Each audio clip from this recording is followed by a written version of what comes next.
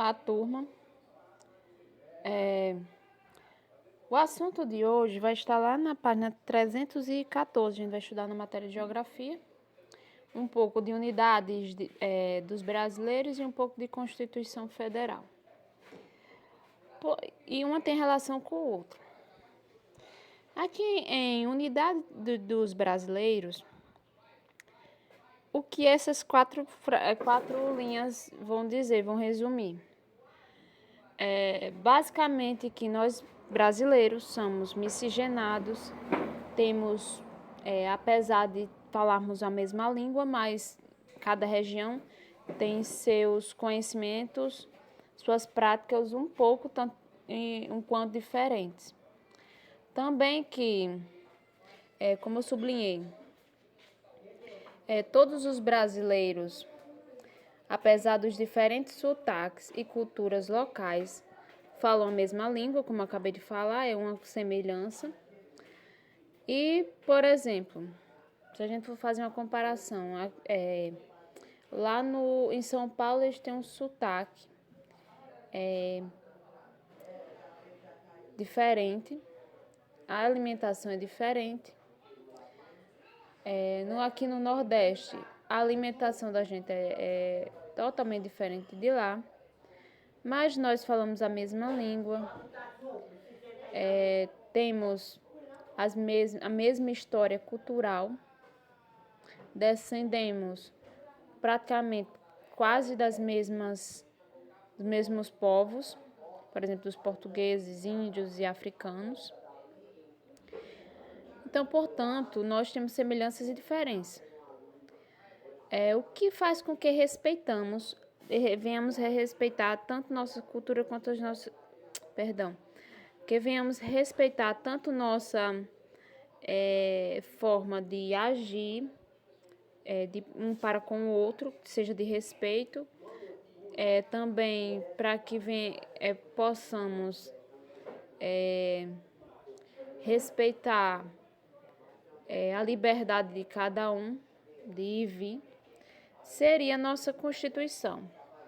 Mas o que é uma Constituição? Constituição é basicamente uma lei que rege todo um país. Existe a Constituição federal porque nosso país é uma república federalista. O que nos rege são os três poderes, o legislativo, o judiciário e o executivo, que seria o presidente.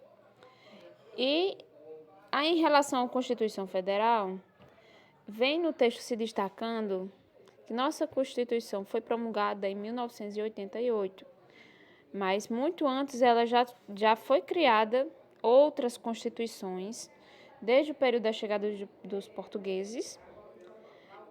Um detalhe a se pensar que, por exemplo, nossa Constituição já foi a mesma Constituição de Portugal, e de lá para cá foram mudando as constituições, e hoje vigora essa Constituição aqui.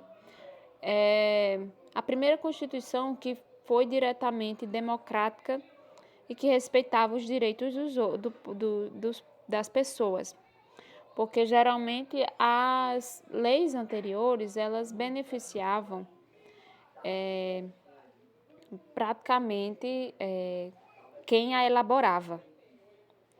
Já existiam constituições que só davam poderes, por exemplo, ao imperador, ou poderes a um presidente determinado, como foi no período da Era Vargas. E quem cria essa Constituição seria não o Poder Judiciário.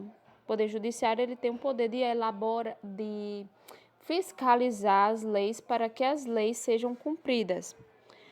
O Poder Legislativo é quem cria as leis, por isso tem esse nome, Poder Legislativo, poder da legislação, das leis. Legislação vem derivada de lei.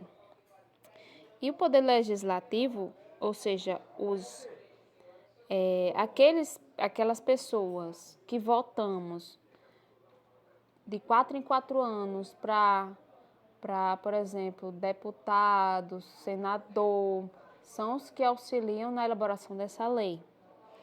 Por exemplo, para vereador. Vereador cuidam das leis municipais. As leis municipais têm como lei maior, base principal, a Constituição. Ela não pode fugir à regra desta Constituição.